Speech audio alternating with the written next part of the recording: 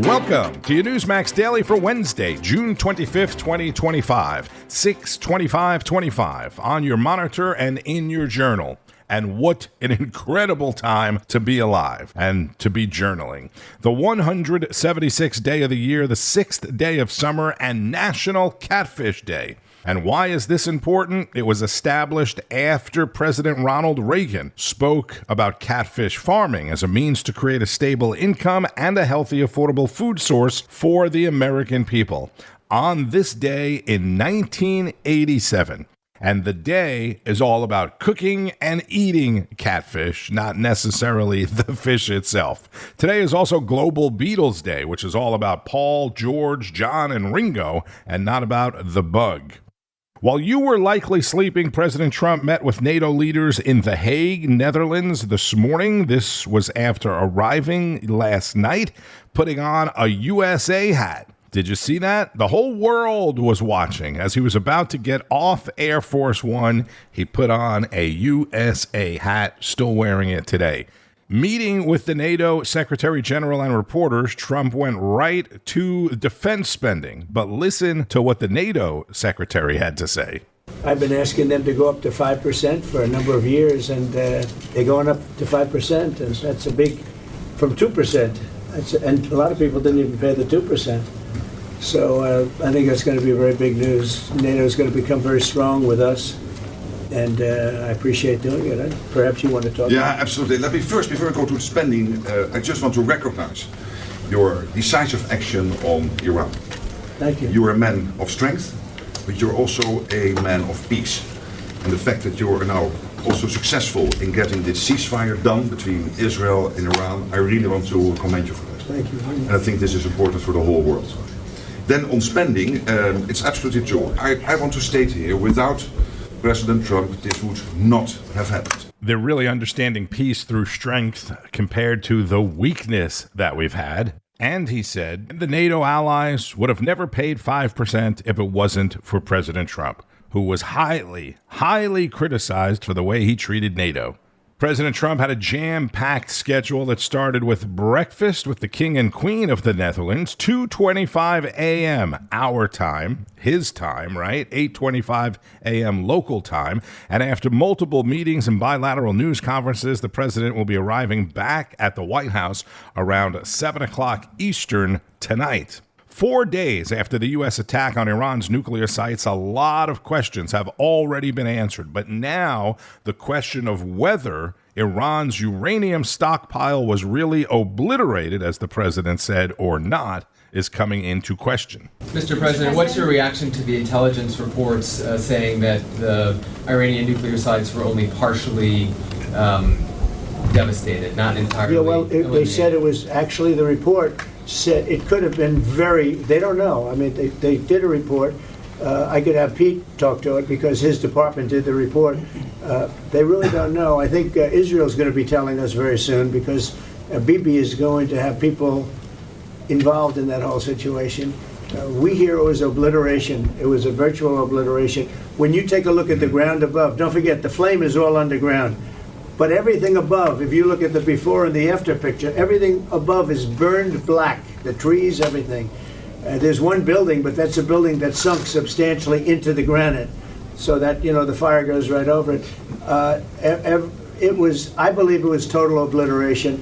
I believe they didn't have a chance to get anything out because we acted fast. If it would have taken 2 weeks, maybe, but it's very hard to remove that kind of material. Very hard and very dangerous for them to remove it.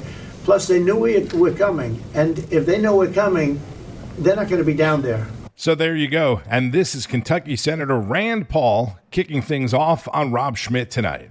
Most of the president's instincts on foreign policy are good. I think he doesn't want there to be a wider-ranging war. I don't think he wants troops in Iran. I don't think he wants us to be mired in another Iraq or Afghanistan. But whether or not it was effective, I don't think we yet know. There are news reports that Iran was able to take 400 kilograms of enriched uranium to another location before the bombing began. I don't know this to be true or false. I've seen the news reports. If that's true, this may or may not have set them back. There is, to my mind, still a real question Will they be chastened? Will they be, I'm sorry, we want to be part of the civilized world, we're never doing this again? Or will this hasten their ability to run headlong and sprint towards developing a nuclear weapon? So there's a possibility that this has slowed it down and stopped, but the opposite possibility is still equally true, and we won't know for some time whether or not they make the headlong rush towards developing a weapon or whether they are chastened and say, enough's enough, we're going to try to come into the community of civilized nations. But I don't think it's known yet. Yeah, then it becomes like, what do you do with this country? I mean, if they were able to hold on to some of it, if they just start the process over again, what the hell do you do about Iran? I don't know what that answer is. Do you? Well, I think you always have to look at your enemy and your adversary's perspective and say, why do they do this? I think they do it because they live in a community of other nations that have nuclear weapons. We have nuclear weapons. England and France have nuclear weapons. Israel has nuclear weapons. Pakistan has nuclear weapons. Yeah. India does. And from their perspective, they say, well, nobody invades Pakistan. Nobody invades India because of the threat of nuclear war. And I think they see it that way, the same way they see their ballistic missile weapons. Now, I'm not saying any of it's good or any of it's desirable. It's obviously not. But in order to get rid of that desire, we have to somehow get to a better relation where we're not always on a war footing every day. Yeah. And we've been that way for 40 years. And I'm not saying that's our fault either. It's their provocation. It's their bellicosity. But at the same time, we have to move forward somehow. And I'm not sure if this is the pivot point where we actually do move forward or whether it gets much worse. Senator Rand Paul, we appreciate it. Thank you. Kentucky Senator Rand Paul on Rob Schmitt Tonight. I think I'm going to start calling Rand Paul Reality Paul. He's like the beacon of sometimes the truth just hurts, right? I can see him saying, I hate to be the Debbie Downer here, or I don't want to be the negative Nelly, but he's pretty much always right, whether you like it or not. You would think that once Trump said he was going to make up his mind within 2 weeks, if not way before that, the Iranians started to move uranium from those sites to other locations. But as President Trump said, did they want to risk being down there when they were bombed? And it's not just like, picking up a box and moving it somewhere. And so far, after getting off to a rough start, the ceasefire between Israel and Iran seems to be holding. In Israel, schools and businesses have reopened. More from former Navy SEAL and Middle East combat veteran Carl Higbie. We basically have two countries that have been fighting so long and so hard that they don't know what the they're doing. Do you understand that? Trump's comments shocked the world because no one's ever called out Israel. Look, we're the superpower of the world. We are the beacon of freedom. We are the one everyone calls when they need help. And this is what Trump's anger was about today. And he's probably been up all night dealing with this. We do everything for everybody else. Money, military, diplomacy, trade. We help everyone, even when we got our own problems like $37 trillion in debt here at home. And yet somebody who we considered our greatest ally in the Middle East doesn't want to give us the basic respect of following through with their word. That's not cooperation. This is why Trump is so hard up on tariffs. This is why he's willing to absolutely eviscerate other world leaders on the Twitter machine. And this is why MSNBC might call him abrasive, but I call him my president for that. Because that's exactly what I voted for. The first guy with a spine since Ronald Reagan. And you libs thought he was your worst nightmare before? The fact that he just stopped Iran from having a nuke and some fringe Dems like Al Green and friends want to impeach him for it? I mean, what little concern he had for your party's feelings and process has left the chat. But those same people, not a word when Obama bombed the leader of Libya's convoy that led to his capture and death, that's essentially overthrowing a nation. Look, in the beginning of this tweet, he dropped so many bombs on AOC that she almost needed a binding resolution from NATO to keep her job. He finished by saying, so go ahead, try impeaching me. Again, make my day. Careful, libs. Because up until now, he's actually at least made some effort to get along with some of you, and now he might just run you over.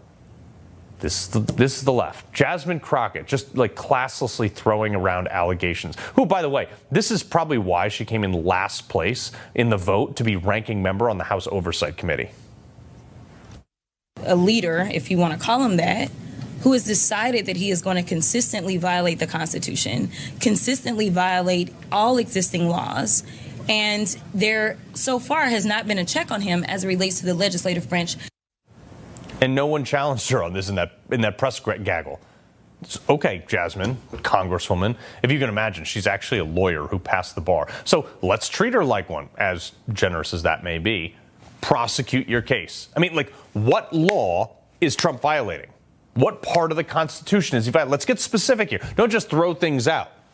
Are you mad because, he didn't, what did you say again? Holla at you before bombing Iran? I go back in on Monday. You could have hollered at us on Monday. If you truly felt like there was something, like, there is nothing that they will say that will make me believe that this action needed to take place. Oh, you took the weekend off. Trump didn't, and not hollering at you is not a crime. In fact, nothing he has done is a crime. And you want to know how I know that? Because he's the most investigated and prosecuted and probably persecuted man in the history of ever, and nothing stuck. You just don't like him, which is not a crime. But he should actually get a medal for that. But you guys played this game for 4 years, okay? 4 years. And now you have Trump again for another 4 years. Like, we're only like 5 months into this presidency. You guys got a lot of time left. Yeah, you better pace yourself on this energy. Maybe instead of crying about absolutely everything, even John Fetterman noticed that you guys cry about absolutely everything. Just be happy that you've got a guy that's standing up for our country. Unless you're rooting for Iran. You can't win this, libs, because America is fed up with you Democrats. Your campaigns of hatred and all the other stupid stuff you guys do. Let me give you a free lesson what America wants. America wants a president like you saw this morning. We want somebody who's perfectly imperfect. Somebody who has emotion, who's, after being up all night, dealing with ancient rivalries for the last 2,000 years, gets angry, sometimes drops an F-bomb. Not one real American is offended by this, let's be honest. You can grasp and clutch your pearls over at the Washington Post all you want, but we're facing real problems here, which are going to require real solutions from somebody who's willing to make tough decisions.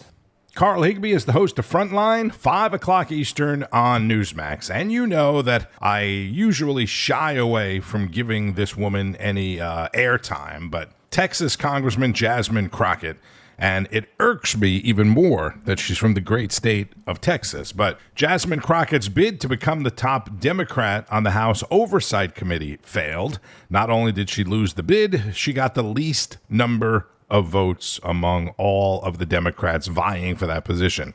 California Representative Robert Garcia, another progressive Democrat, won the spot. Several Democrats had been maneuvering for the spot since Virginia Rep. Jerry Connolly died after he lost his battle with cancer back in May. A recent Quinnipiac University poll revealing trouble for the Democrats across the board, though. Check this out. The recent polling showed a 21% approval rating for Democrats in Congress. That is the lowest level since 2009. In addition to that, a CNN SSRS poll found the party's favorability at 29%, the lowest in that poll since 1992. I do have a segment from the Chris Salcedo Show with Congressman Jim Jordan coming up, but I may as well get to this while we're talking Democrats, because you're seeing a lot about this on social media and certainly hearing a lot about it today. Yesterday was primary day in New York City, and just when you thought things couldn't possibly get any worse in America's largest city, America's once greatest city, a super progressive young Muslim socialist named Zohran Mamdani won the mayoral primary last night. This is Charlotte McBride on yesterday's edition of Wake Up America. Yeah, so a self-proclaimed Democrat socialist backed by Bernie Sanders and AOC appears to be closing the gap on former New York Governor Andrew Cuomo, and he's getting headlines for his policies to defund the police. Newsmax crime correspondent Jason Matera has the very latest. Good morning, Jason. Good morning, Mark and Charlotte. So thanks to New York City's funky ranked choice voting system, Zohran Mamdani could be the last man standing after tonight. That's why it's all the more important to examine how he would tackle crime in the Big Apple, especially in mass transit, which is it's a problem. The short answer is not well. They're driving targets. MTA bus operators beat and slashed, even hospitalized, just for showing up to work. And in New York City, it's becoming a near daily headline. Rather than protect the drivers, Zohran Mamdani's plan is to calm the criminals by handing out free rides. Because if you remove the $2.90 fare, maybe the punches stop as well. When you have a fare box on a bus, it increases a site of tension, of conflict, of assaults. To former NYPD officer and city council candidate Richie Barsamian, that's not a policy. It's surrender. What you are doing is surrendering to people who enter the system to commit crime. Mamdani, once considered a long shot, is now dangerously close to leading the Democrat ticket in November, and he's dragging his anti-cop crusade with him. He's called the NYPD racist and a threat to public safety. And now he wants to yank cops from crime-ridden communities and swap them for social workers and mental health professionals under a feel-good scheme called the Department of Community Safety. You're playing with the lives of New Yorkers, and you're trying to go out there and humiliate and embarrass the NYPD. The real answer to crime and public safety is to bring police officers in sufficient numbers to our corners and to our transit system. Critics of Mamdani point out that fair enforcement isn't just about collecting a few bucks. It's a frontline tool for making busts. How many countless New Yorkers' lives have been saved because the police stopped a fare evader and found that they had an open warrant or a serious criminal investigation from another state? Which leaves New York City voters with a clear decision. Do they want a mayor who prioritizes public safety, or one who downplays assaults on bus drivers and treats law enforcement as the enemy?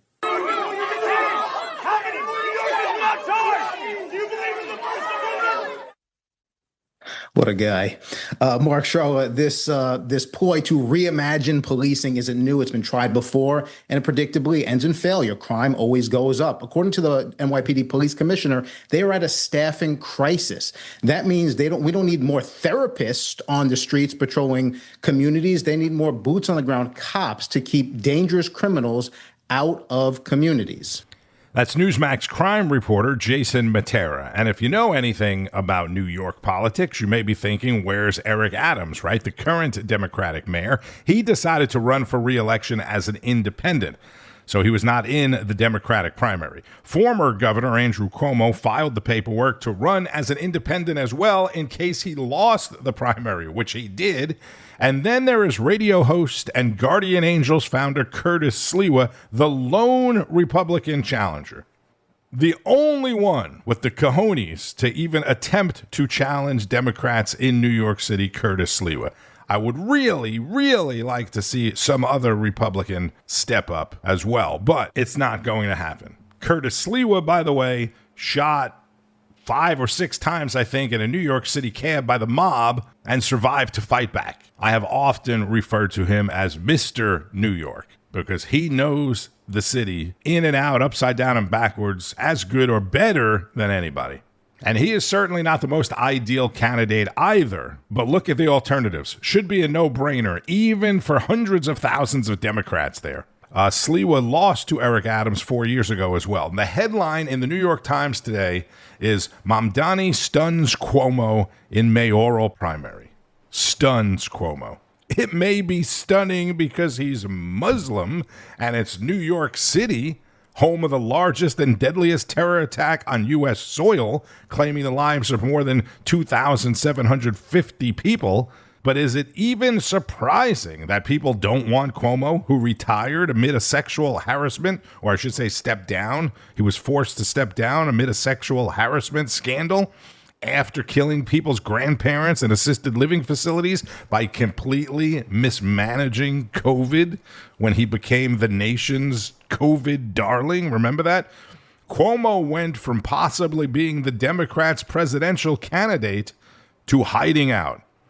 And I'll wrap it up with Chris Salcedo, who spoke with Congressman Jim Jordan, chairman of the House Judiciary Committee, not about any of this, but about where things stand with the one big, beautiful bill.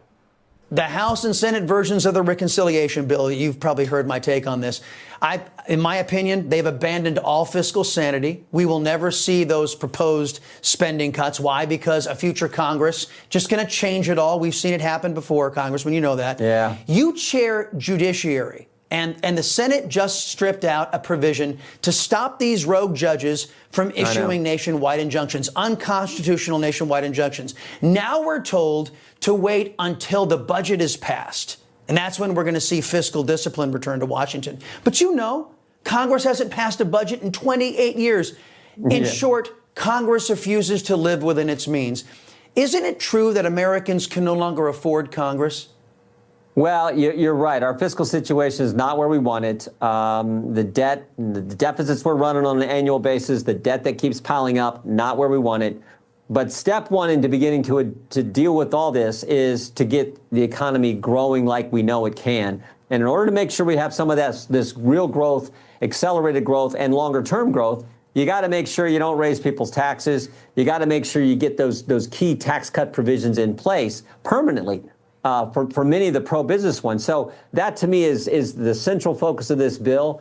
And again, Chris, if you pulled out any one single element of this reconciliation bill, are you for cutting taxes? Yeah. Are you for cutting, having no tax on tips? Yeah. Are you for making sure resources are there to make sure the border stays secure? Yeah. Are you for giving parents choices where their kids go to school, putting that as part of the tax code? Yeah. Are you for making sure that able-bodied adults in our welfare system who are getting your money are going to have to go work? Yeah. So any one of those bills by themselves, Republicans, conservatives, you would vote for, Chris.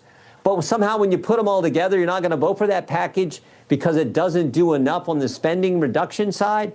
I wish we were cutting more spending. But in the end, if you get all those good elements together that we'd vote for if there were single bills, I think this is a pretty good bill. And the main reason you know it's a good bill is because the Democrats hate it. The left hates the bill. So that's the number one criteria. You know it's pretty darn good when the left doesn't like it. So let's hope we get it passed. I'm with you. I wish we were cutting more spending. But I still think in the end, what we're accomplishing on school choice, on work requirements, on tax cuts, on border security, pretty darn good. Congressman Jim Jordan on the Chris Salcedo Show. President Trump told members of the Senate to lock themselves in a room, if you must, to get this done, to get the big, beautiful bill across the line before July 4th. Republican leadership in the Senate claims that they are on track to pass the bill ahead of that self-imposed Independence Day deadline. The Trump administration also rolling back a 2001 conservation rule that was established by then President Bill Clinton, prevents logging and road building on about 58 million acres of federal forest lands. The administration wants to increase logging and thinning in forests to address the wildfire threat. Environmentalists, tree huggers, have already indicated that they will sue to prevent the reversal of the law.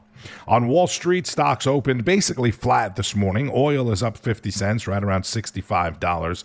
Bitcoin and other major cryptocurrencies are slightly higher. At the time of recording, Bitcoin's up around $1,500 at 107,000 and change, just over 107,000.